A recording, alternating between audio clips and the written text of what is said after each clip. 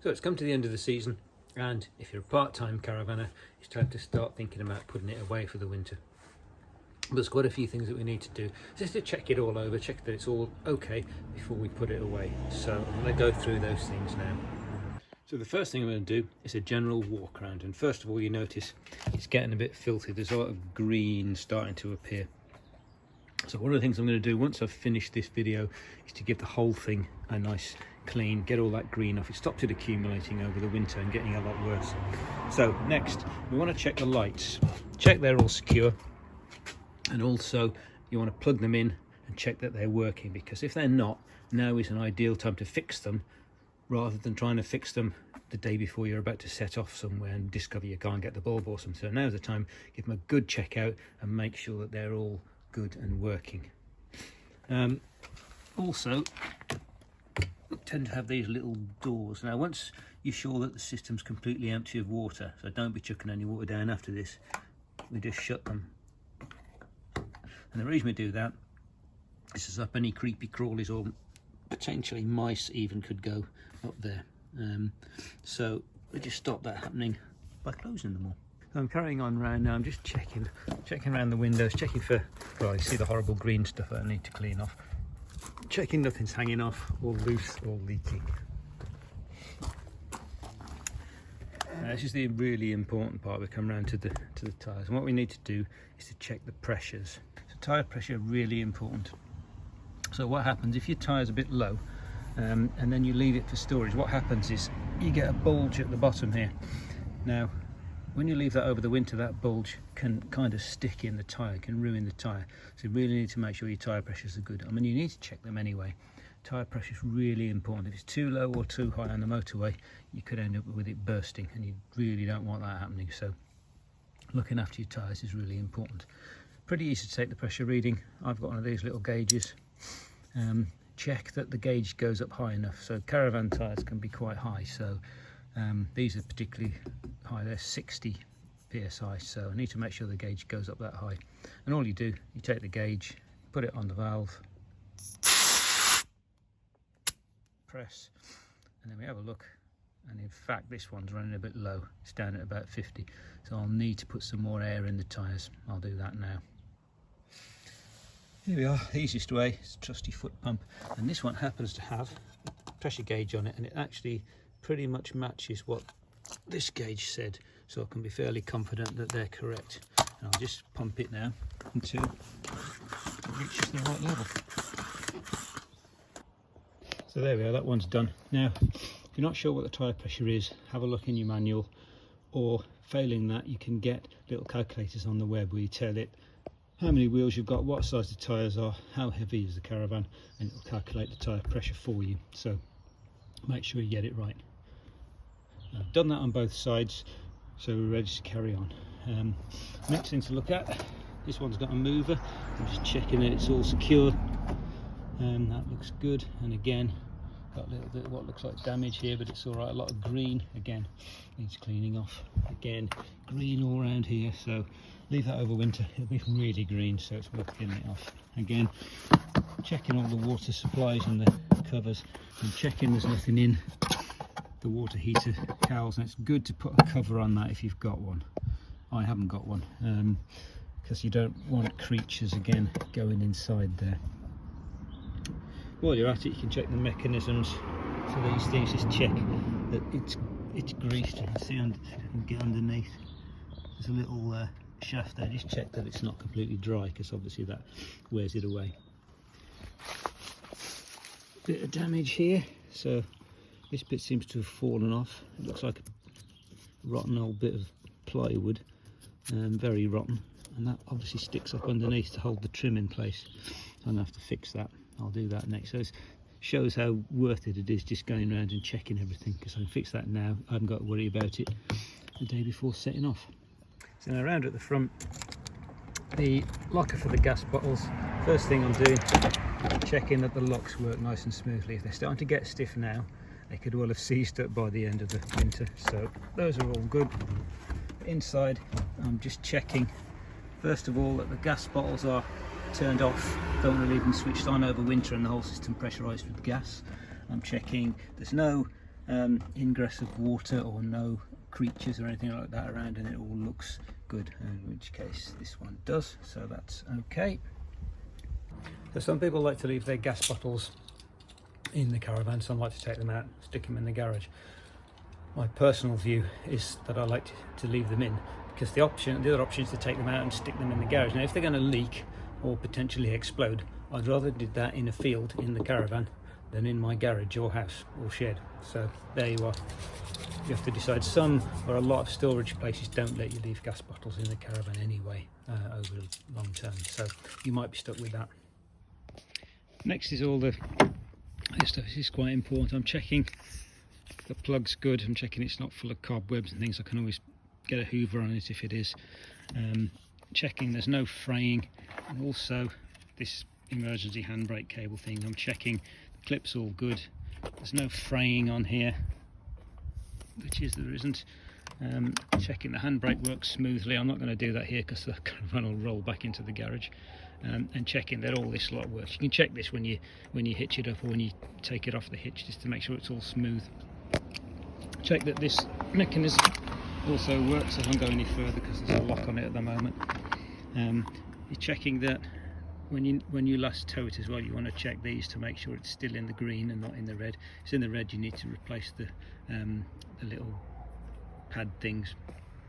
So that's all looking good. And also what we're going to do is we can push this in, and you should find you shouldn't be able to push it unless you give it some real welly. There we go. So that's now compressing a little bit and it's coming back out slowly. That's what you want. If it's easy to push in and out, then obviously the damper's gone, or if it just bangs around a lot, if it keeps, when you use the brakes, if the caravan's hitting you up the bum, then you need to think about getting that replaced. You can also wobble it about, and if it rattles, then that means you need to add a little bit of grease in these two. This one, there's no rattling, so that's good to go. And while we're talking about brakes, it's always a good time to get the caravan serviced, especially the underneath. You can often get them in two sets. They'll service the underneath part and all the workings, and then they'll service the top part and the cookers and the fridges and that kind of thing. So it's always worth, if you've not got much money, it's worth getting the underneath done pretty much every year, every other year if you have to, by somebody that knows what they're doing. It doesn't cost all that much, but your life could depend on it. If the brakes aren't working, you're going downhill, the caravan could push you on. It's really not worth messing about with. So now's a really good time, because most people sort of wake up in spring and then they take their caravan to be serviced. Well, now's a good time because people aren't thinking about it, so there's more chance of the queues will be less, the waiting time will be less. So having a good look underneath the caravan, you can do this from all different sides.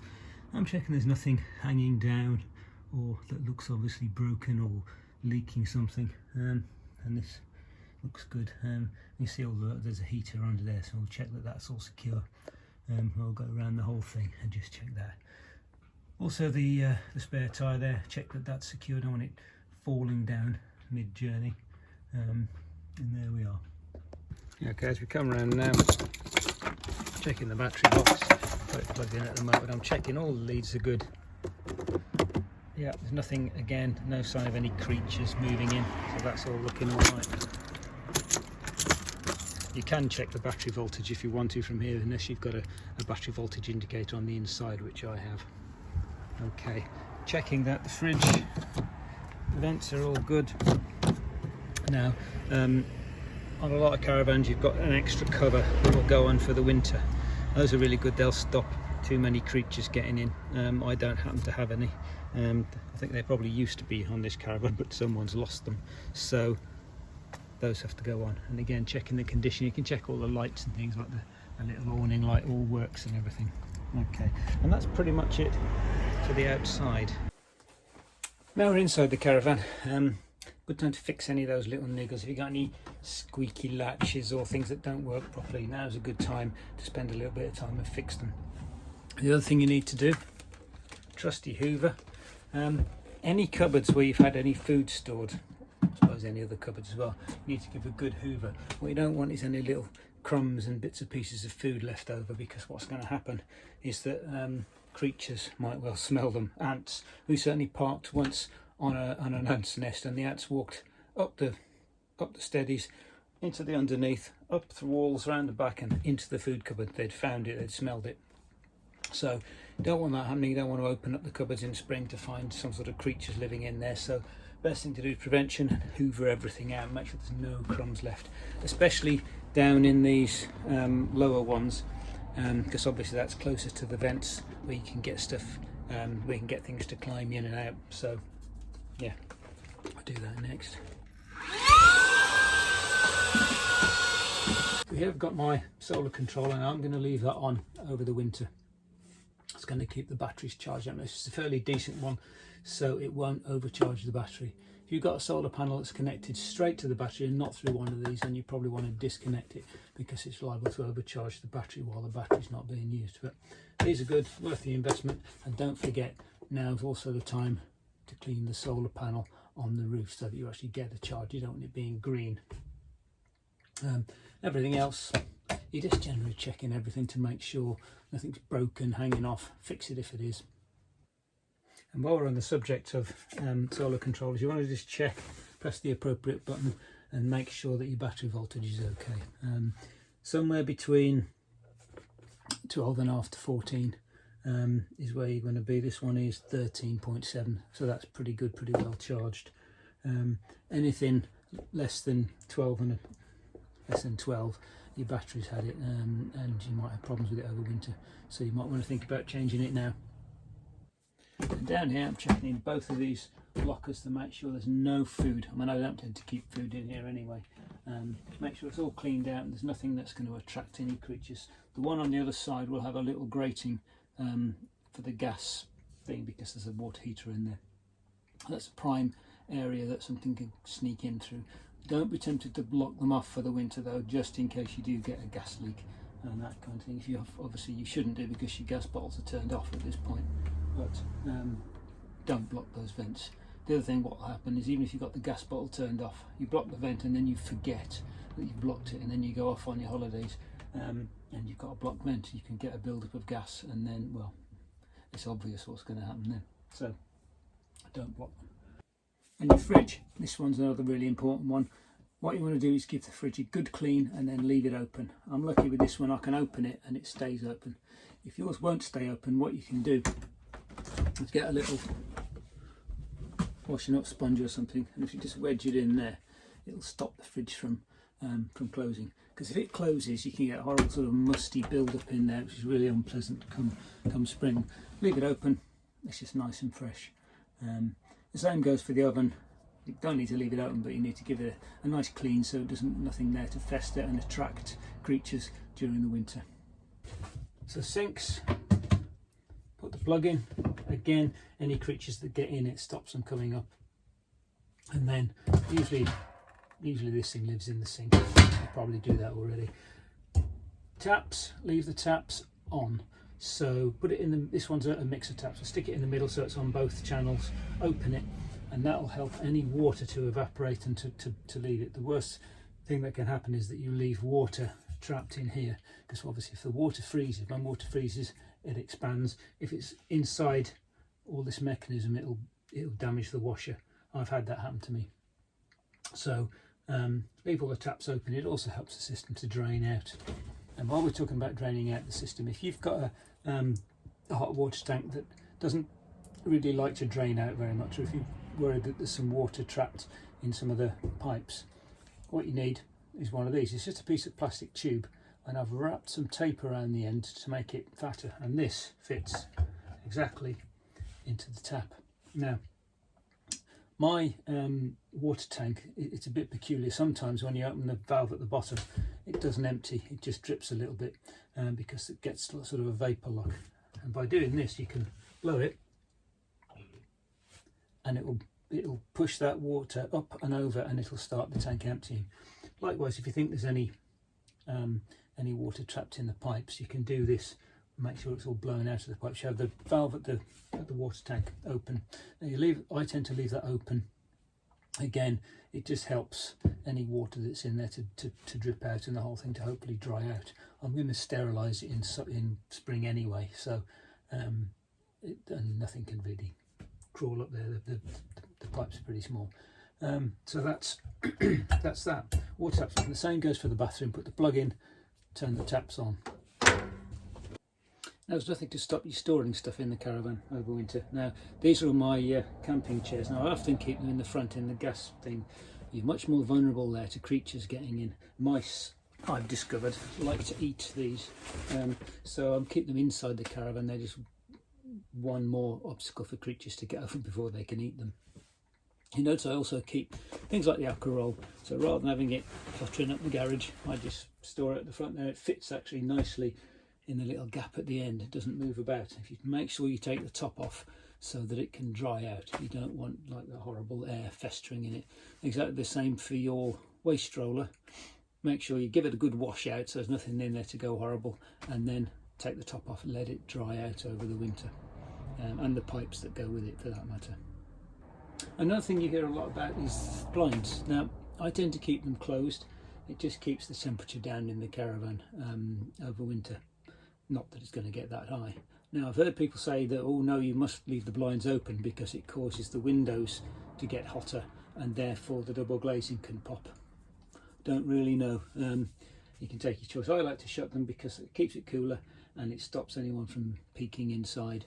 Okay, so toilet container, we're going to just stretch it out,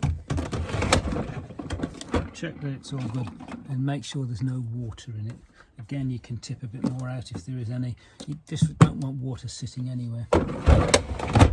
Clearly on the inside, you want to make sure that the toilet is cleaned. The last thing you want to do in spring is to find a horrible old skanky toilet that's been left for 3 months. So another good thing to do at this point is to use one of these. This is a damp meter. You can pick them up from Amazon or eBay for like not very much, £10 or something. But these were really good now. And what you do, 2 pointy bits, and you just stick it in the wall and then you read what it says. In this case it says 6, and that's good. Anything below 15% means you're fine. If you start to discover things over 15%, then it means you've got a leak somewhere, and now is a good time to fix it. Don't just ignore a high damp reading, because what's going to happen is it's going to get worse. It means there's a hole somewhere, water's getting in, and it gets in behind this, because this is usually waterproof wallpaper. The damp can accumulate behind it and slowly rot through the wood. If you catch it now, straight away when it starts leaking early, you can fix the leak or get the leak fixed, and then the wood will dry out and you're okay. If you leave it for a year or more, the wood just rots and starts to fall apart, and you look at it then having the whole side, the whole panel replaced. So it's a good time to just go around, just around the walls, and just check that the damp is okay. So that's pretty much it, as much as I can think of. Feel free to leave any comments if you think I've missed something, and we can add those in. The other thing is, when you park it, if you're on flat ground, especially if you're on gravel, it's best to leave the handbrake off and then put some chocks on the wheels instead, because what can happen is the handbrake can seize on, the blocks can seize onto the drums, or I don't think they have discs on caravans, and so if you leave it off, that's good. If you're on a slope, or if you're on perfectly smooth ground like tarmac, then don't, because the caravan's liable to roll away and not be there when you get back.